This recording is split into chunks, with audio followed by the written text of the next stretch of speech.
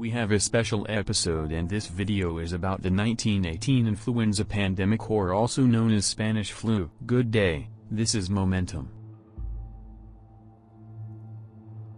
The Spanish flu infected 500 million people around the world, or about 27% of the world population of between 1.8 and 1.9 billion.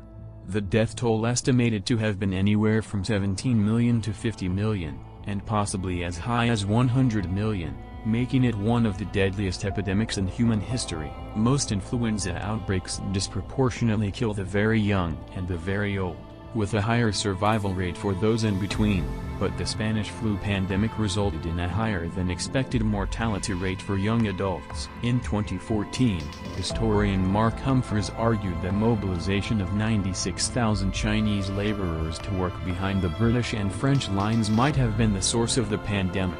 Humphreys, of the Memorial University of Newfoundland and St. John's, based his conclusions on newly unearthed records. He found archival evidence that a respiratory illness that struck northern China in November 1917, identified a year later by Chinese health officials as identical to the Spanish flu, when an infected person sneezes or coughs, more than 500,000 virus particles can spread to those nearby. The close quarters and massive troop movements of World War I hastened the pandemic, and probably both increased transmission and augmented mutation. The war may also have increased lethality of the virus.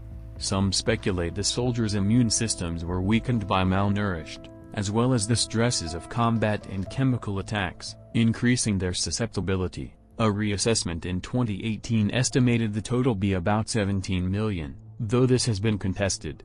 With a world population of 1.8 to 1.9 billion, these estimates correspond to between 1 and 6% of the population. The pandemic mostly killed young adults.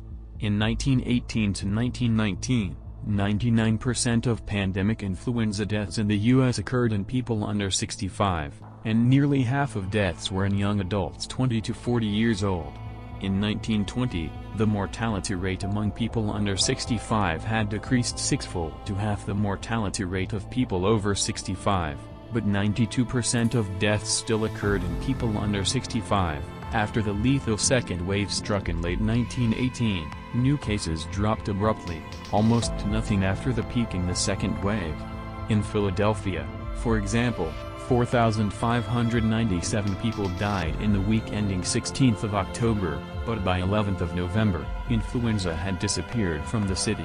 Despite the high morbidity and mortality rates that resulted from the epidemic, the Spanish flu began to fade from public awareness over the decades until the arrival of news about bird flu and other pandemics in the 1990s and 2000s.